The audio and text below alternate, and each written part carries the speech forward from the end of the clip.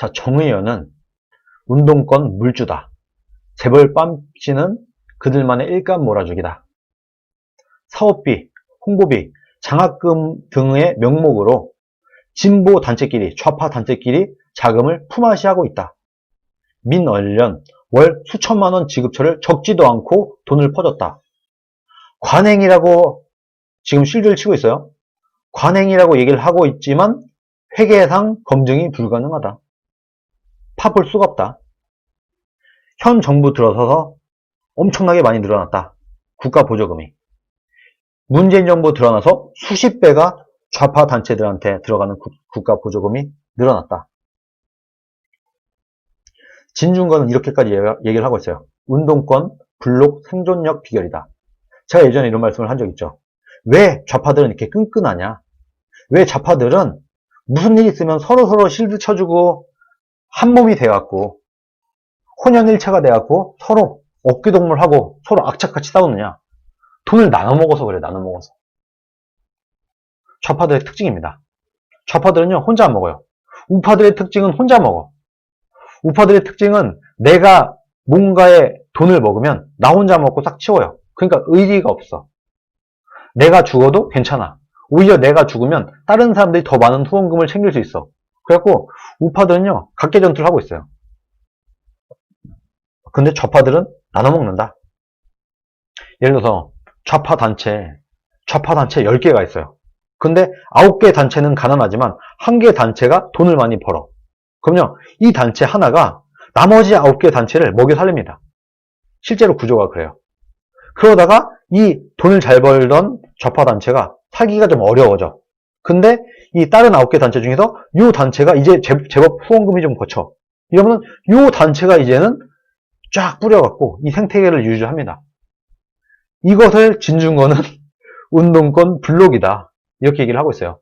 좌파 시민단체들은 이 10개 단체들이 고루고루 잘 먹고 잘 살 수 있도록 어느 한 단체가 돈을 많이 벌면은 요걸 혼자 먹지 않고 자기가 가장 많이 먹겠지만 나머지 좌파 단체들한테 쫙 뿌려서 같이 나눠 먹게 되는 겁니다. 그러면은 이 단체가 나중에 공격을 당하거나 우파들의 공격을 당하거나 정권으로부터 공격을 당할 때 나머지 이 좌파 시민단체들이 똘똘 뭉쳐서 이 단체를 도와줄 수밖에 없는 거예요.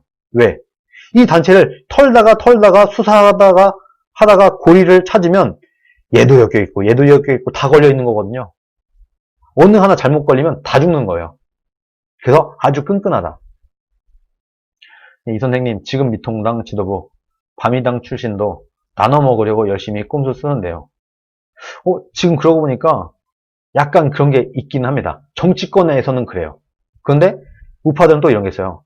좌파들은 정치권과 시민단체와 좌파 시민단체와 그리고 뭐 민변이니 뭐 우리법 연구회니 참여연대니 이렇게 해서 얘네들이 굉장히 끈끈하게 뒤에서 서로 이권이 주거니 받거니 하면서 좌파 정치권과 참여연대가 끈끈하게 붙어 있으면서 좌파 시민단체에서 활동하던 사람을 정치권을 끌어주고 참여연대에서 잘 나가던 사람을 정치권을 끌어올려주고 이번에 윤미향 같은 사람들 좌파 시민단체를 하던 사람을 정치권을 끌어올려주고 이런 커넥션이 잘 끈적끈적하게 묻어 있습니다.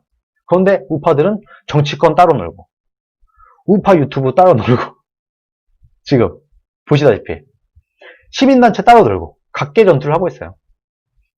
그런 부분도 있습니다. 네, 율TV님, 네, 반갑습니다. 그리고 여러분, 또 이런 것도 있습니다. 좌파들이 안 걸리고 돈을 나눠 먹는 방법이 또 있습니다. 시민단체를 이용해갖고 문재인 정부가 시민단체에다 돈을 갖다 꽂아주는 거. 요거는요, 정말 세 발의 피인 거고, 제가 들은 바에 의하면 이런 것도 있다고 합니다. 예를 들어서, 박원순 서울시장이 있어요. 아니면 문재인 정부가 있어요. 뭔가 어떤 정책을 미리 알게 된다고 하면은, 예를 들어서 어떤 재개발 지역이 있어요. 그러면은, 여기가 재개발이 언제 될지는요, 서울시장이나 정부가 먼저 알겠죠. 여기가 언제 재개발이 될지. 그러면은, 이 재개발이 될 지역을 미리 땅을 사놓거나 하면은, 이 재개발 지역은 반드시 땅값이 올라가니까 돈을 벌게 되지 않습니까? 근데 이때 이 지역의 재개발 지역에 땅을 사면은 걸립니다. 예를 들어서 친문, 박원순과 가까운 누군가가 재개발 지역에 아슬아슬하게 땅을 사갖고 뭔가 이 땅이 몇 배 올라갔고 여기서 돈을 많이 챙겨요. 그러면 이거는요, 감사를 하고 뭐하고 하면은 커넥션을 찾다가 하면은 친문의 누구, 박원순과 친한 사람 누구가 이 재개발 지역에 땅을 사놨다가 몇 배 뻥튀기 해서 돈을 많이 벌었다라는 게 걸립니다.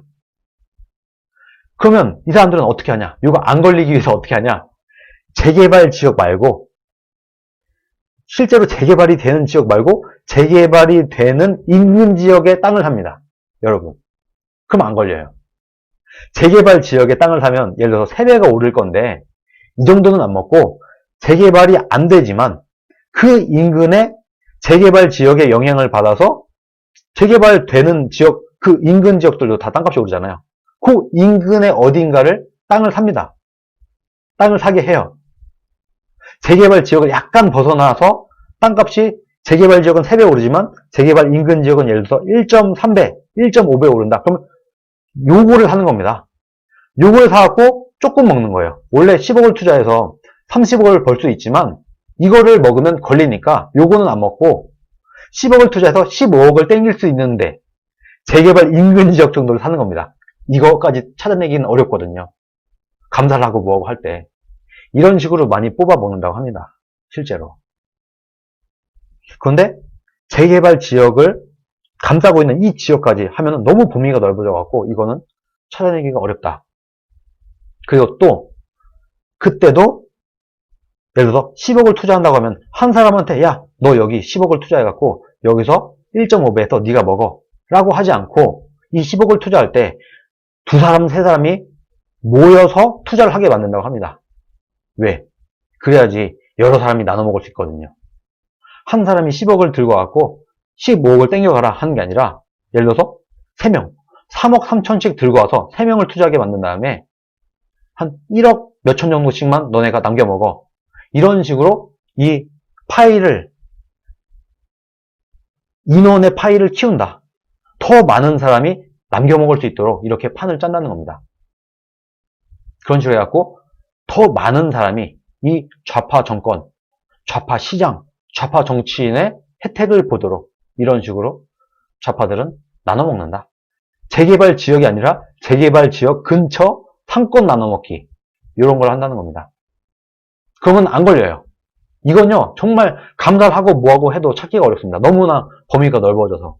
그런데 진실은 언제나 하나님이 손혜원이 생각나네요 하시는데, 손혜원은 왜 걸렸냐? 재개발 지역을 해먹으려다 걸린 거예요. 재개발 지역을 하면 걸린다니까요.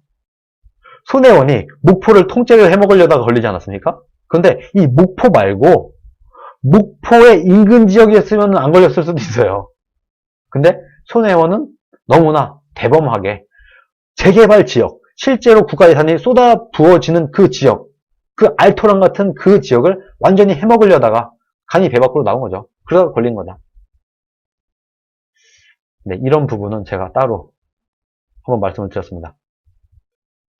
지금 이런 짓을 정의연이 하다가 걸린 겁니다. 재벌 뺨친다.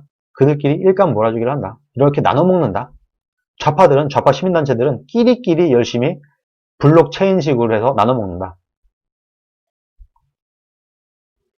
자, 김복동의 희망, 전태일 재단, 한우여성민우회, 한국여성민우회, 정치하는 엄마들, 이런 데에서 기부금을 받아서, 예를 들어서 이런 거요. 김복동의 희망에서 기부금을 받아요. 이 기부금 중에 어느 한 부분을 한국여성단체연합에 200만 원을 주고, 전쟁과 여성인권박물관에 500만 원을 주고, 말하자면 이런 식이라는 거예요. 예를 들어서 전태일 재단이다. 여기에 기부금이 많이 들어온다 하면은 전태일 재단 혼자만 먹고 입 딱 닦는 게 아니라, 전태일 재단에서 행복 나눔 도시락 외에 3,300만 원을 주고, 명필름 외에 9,000만 원 정도를 주고, 뭐 부산 지하철 노조 외에 4,000만 원 정도를 주고, 이런 식으로 나눠 먹는다. 좌파들은 기부금 들어가는데 따로, 지네들끼리 나눠 먹는데 따로, 이렇게 해갖고 쫙 피라미드식으로 쫙쫙쫙 퍼져서 이 사람들이 다 같이 한 몸인 것처럼 뭉쳐지게 되는 겁니다. 이러니까 끈끈하죠, 여러분. 나눠 먹으면 끈끈해집니다. 돈을 혼자 먹으면 끈끈해질 수가 없어요. 혼자 먹다가 만약에 그 단체가 공격을 받으면 다른 단체들이 나몰라라 합니다. 그런데 같이 나눠 먹었으면은 목숨 걸고 실드 치려고 하겠죠. 자기까지도 걸릴 수 있으니까. 이렇게 해왔다는 겁니다.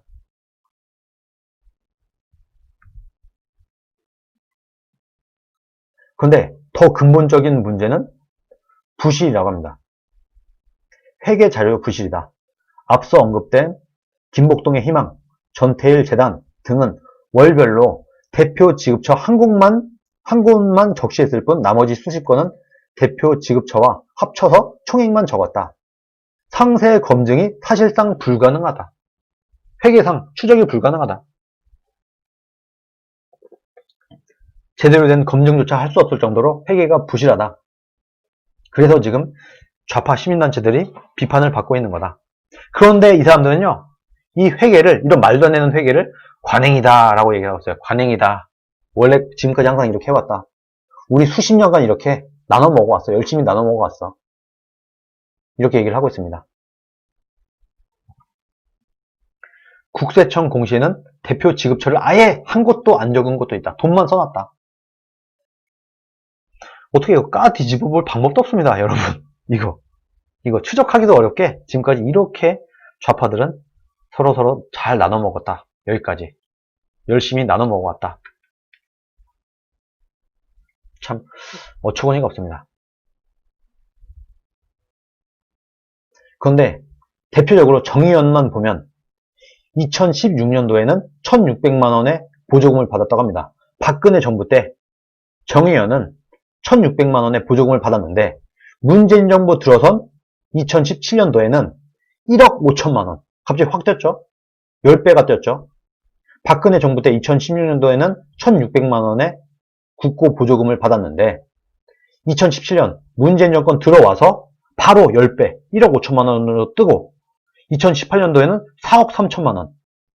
그리고 2019년 작년에는 7억 5천만 원까지 올라갔다. 어마어마하게 땡겨간 겁니다, 여러분. 수십 배가 올라갔어요. 좌파 정권 들어와갖고 수십 배를 빨대를 꽂았다. 정부에. 국가 세금으로 정의연 같은데 윤미향의 배를 아주 든든하게 채워줬다. 이 짓을 하고 있습니다, 여러분. 대한민국이. 정말 아깝습니다. 우리의 세금이 지금 이런 사람들, 좌파 시민단체들 먹고 사는데, 윤미향 집 사는데, 윤미향 5채 집을 샀다고 하죠. 현금으로. 윤미향 집 사고, 윤미향 딸 유학 보내주고, 이런데 다 돈을 썼다.